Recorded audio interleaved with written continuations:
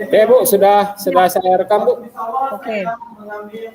Baik Bapak-Bapak, hari ini sepertinya kita masih acara in-house.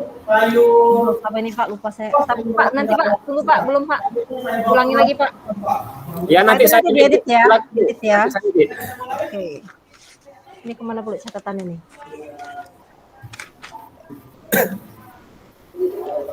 Bapak Ibu, Bapak, untuk pelaksanaan IAT hari ini saya akan mencoba menjelaskan tentang atau mencoba memaparkan tentang prinsip penyusunan alur tujuan pembelajaran.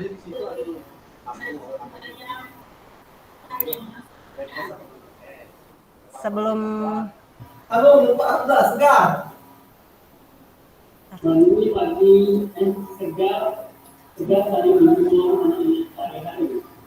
apakah Bapak-Bapak sudah siap? Siap Bu. Siap. Assalamualaikum warahmatullahi wabarakatuh. Waalaikumsalam warahmatullahi wabarakatuh. Masih sehat Pak? Masih segar? Alhamdulillah sehat Bu.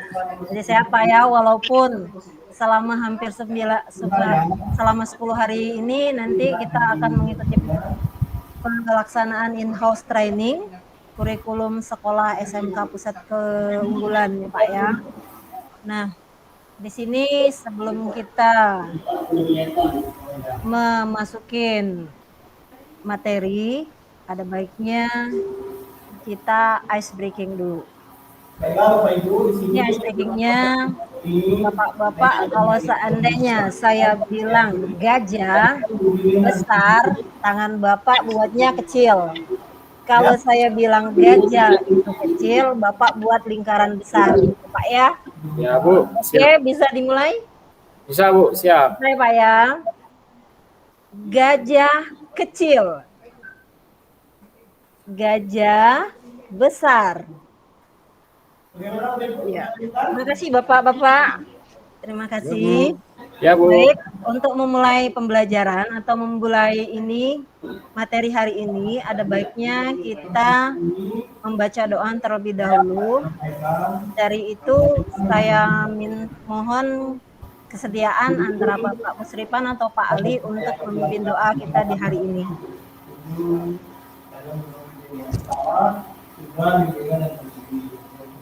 Ya baik, mungkin saya Bu. Siap. Baiklah Bapak Ibu, untuk memulai kegiatan kita hari ini, ada baiknya kita bersama-sama berdoa menurut kepercayaan kita masing. Berdoa, mulai.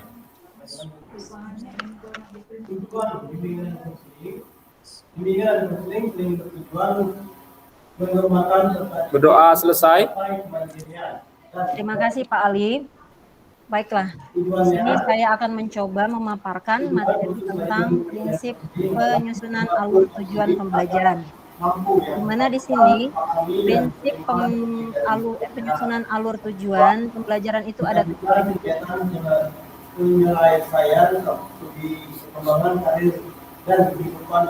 Di antaranya yang pertama sederhana dan informatif.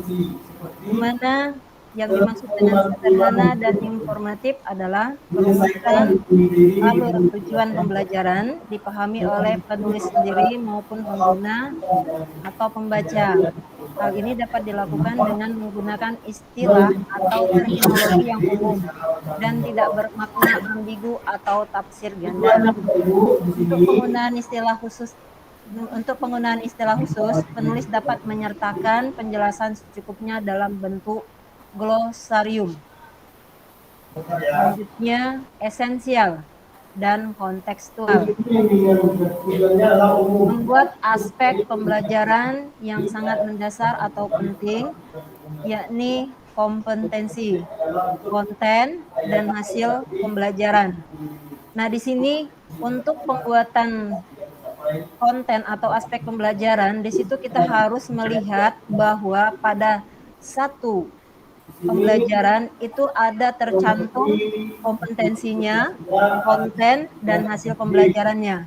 Selain itu juga mempertimbangkan penyediaan pengalaman belajar yang relevan dengan kehidupan atau dunia nyata berupa aktivitas yang menantang, menyenangkan, dan bermakna. Selanjutnya, berkesinambungan.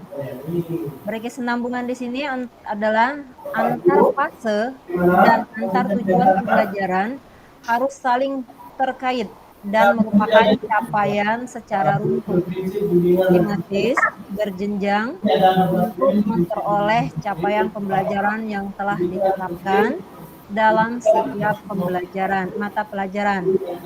Penyusunan dilakukan secara kronologis berdasarkan urutan pembelajaran dari waktu ke waktu. Selanjutnya,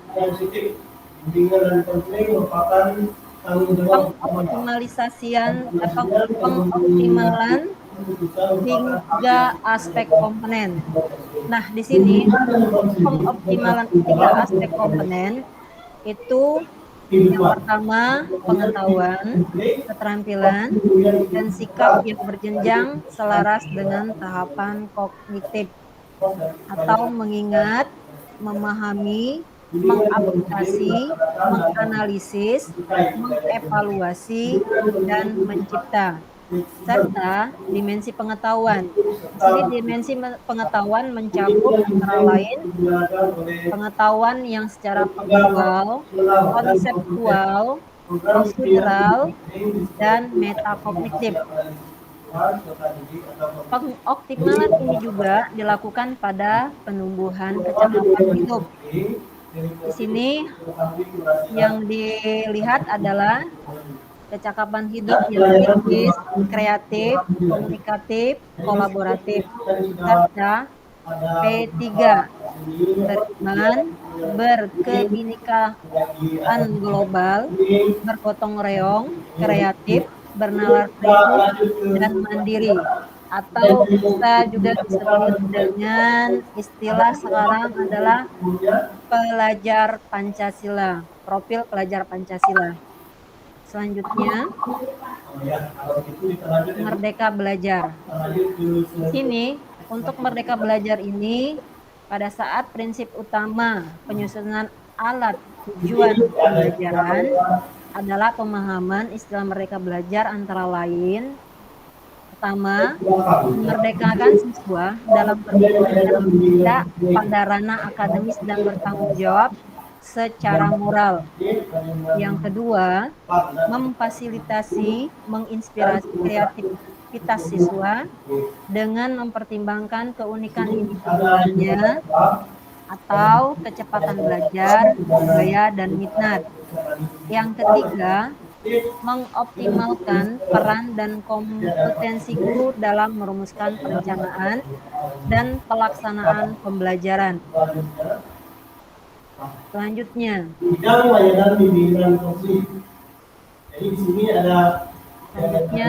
yang keenam, di sini rumusan yang keenam adalah operasional dan aplikatif. Dalam rumusan alur tujuan pembelajaran, memvisualkan dan mendeskripsikan proses pembelajaran dengan penilaian secara utuh yang dapat menjadi acuan operasional yang aplikatif dan untuk merancang belajar. Yang terakhir, yang ketujuh, adaptif dan fleksibel. Sesuai dengan karakteristik mata pelajaran, karakteristik siswa, dan karakteristik satuan pendidikan, serta mempertimbangkan alokasi waktu dan relevansi antar mata pelajaran, serta ruang lingkup pembelajaran, yakni intrakurikuler, kokurikuler, dan ekstrakurikuler.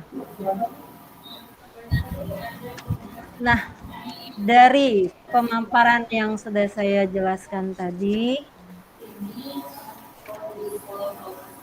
apakah Bapak-Bapak ada yang mau bertanya?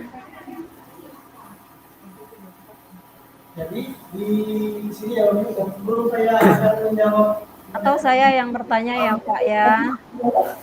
Kalau boleh saya yang bertanya. Ya, silakan Bu. Di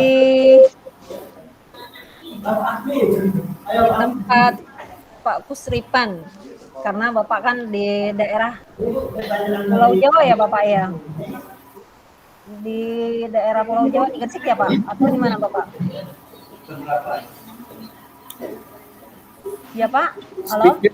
Mic-nya Pak Kusripan, mikrofonnya.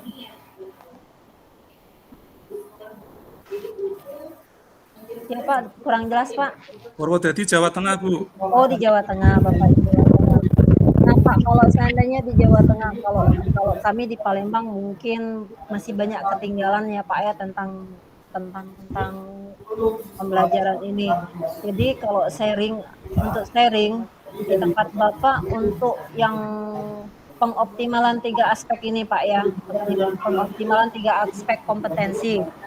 Di tempat Bapak penerapannya bagaimana itu Pak? Memahami, menerapkan itu, Bu.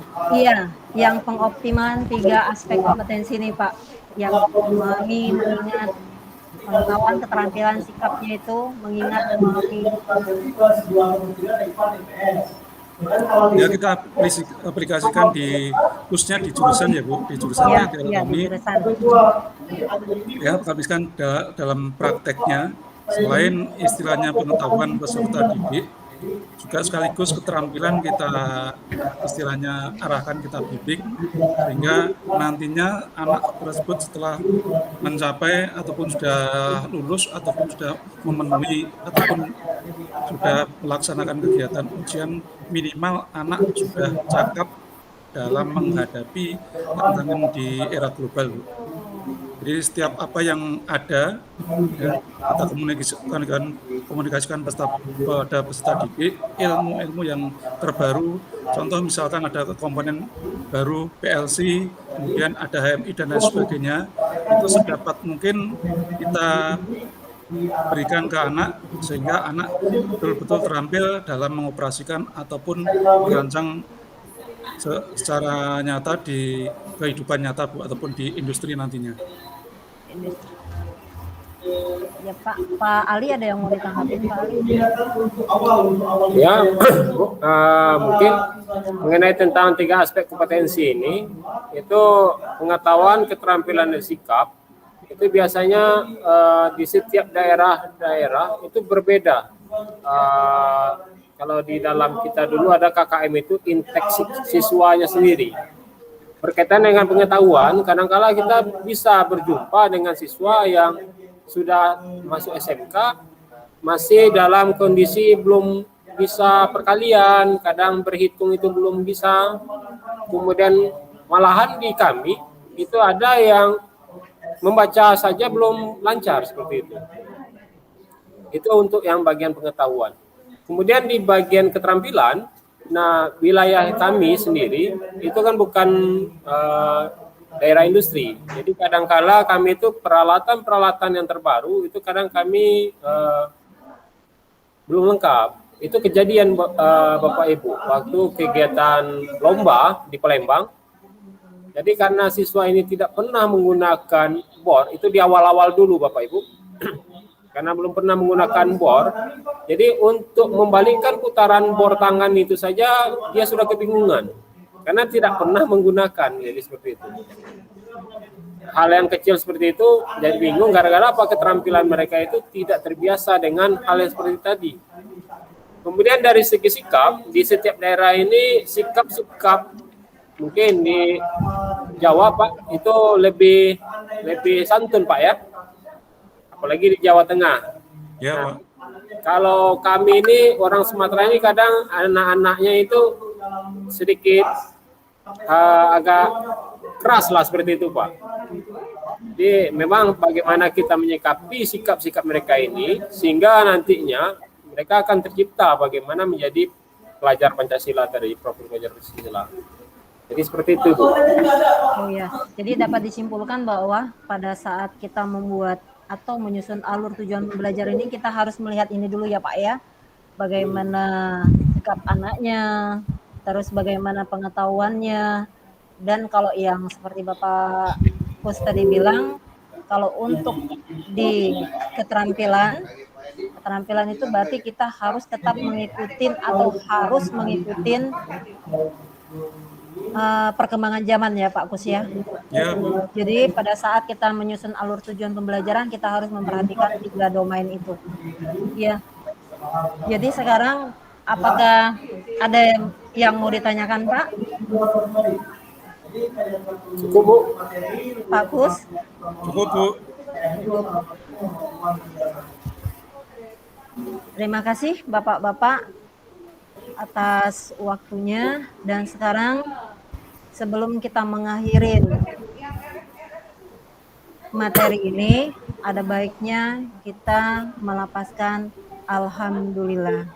Alhamdulillah. Alhamdulillahirabbil alamin. Assalamualaikum warahmatullahi wabarakatuh. Waalaikumsalam Waalaikumsalam warahmatullahi wabarakatuh.